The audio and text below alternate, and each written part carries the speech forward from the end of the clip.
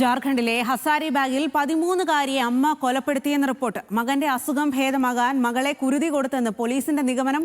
35-കാരിയടക്കം 3 പേരെ പോലീസ് പിടികൂടി. സോന വിവരങ്ങളുമായി ചേരും.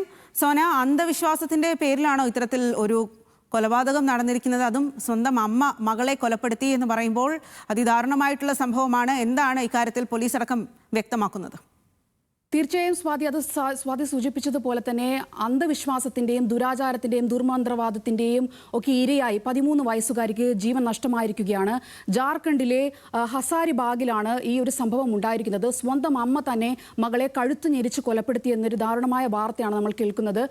ഇതിന് പറയുന്നത് ഈ അമ്മ, അതായത് ഇവരുടെ പേര് രശ്മി ദേവി എന്നാണ്. ഈ 35-കാരിയായ രശ്മി ദേവി തന്റെ ഇളയ മകന്റെ അസുഖവുമായി ബന്ധപ്പെട്ട് നിരന്തരം ഒരു മന്ത്രവാദിനിയെ സന്ദർശിക്കുന്നതായി പോലീസ് പറയുന്നുണ്ട്. അപ്പോൾ ഈ മന്ത്രവാദിനിയുടെ നിർദ്ദേശപ്രകാരം തന്റെ മകന്റെ അസുഖം ഭേദമാകാനായിട്ട് ഒരു കന്യകയായ പെൺകുട്ടിയെ കുരുതി കൊടുക്കണമെന്ന് അവർ ആവശ്യപ്പെടുന്നു. അങ്ങനെ സ്വന്തം മകളെ അവർ തിരഞ്ഞെടുക്കുകയായിരുന്നു.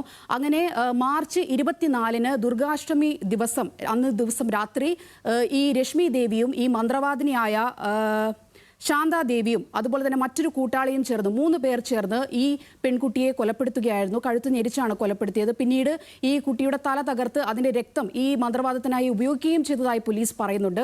ഇതിനുശേഷം ഈ മന്ത്രങ്ങളും മറ്റ് ആചാരങ്ങളൊക്കെ ശേഷം ഈ പെൺകുട്ടിയുടെ മൃതദേഹം കുഴിച്ചിടുന്നു. പിന്നെ പിറ്റേ ദിവസം ഈ പെൺകുട്ടിയുടെ അമ്മ തന്നെ ഈ സ്വന്തം മകളെ കാണാനില്ല എന്നുള്ള രീതിയിൽ പറയുന്നു.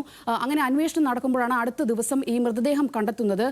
അപ്പോഴും ഈ അമ്മ ആരോപിക്കുകയാണ് പെൺകുട്ടി ബലാത്സംഗത്തിന് ഇരയായി തട്ടിക്കൊണ്ടുപോയി എന്നൊക്കെ തരത്തിൽ അന്വേഷണം വഴിതിരിക്കാനുള്ള തരത്തിലൊക്കെ ആരോപണങ്ങൾ അവർ ഉന്നയിക്കുന്നുണ്ടെങ്കിലും അതെല്ലാം പിന്നീട് പോലീസ് അന്വേഷണത്തിലൂടെ കണ്ടെത്തുകയായിരുന്നു. അങ്ങനെ ഈ അമ്മയടക്കം, മന്ത്രവാദിനിയും അമ്മയും കൂട്ടാളിയും അടക്കം 3 പേരാണ് ഇപ്പോൾ അറസ്റ്റിലായിരിക്കുന്നത്. ഈ സംഭവത്തിൽ ഇപ്പോൾ ജാർഖണ്ഡ് ഹൈക്കോടതി സ്വമേധയാ കേസെടുത്തിട്ടുണ്ട്.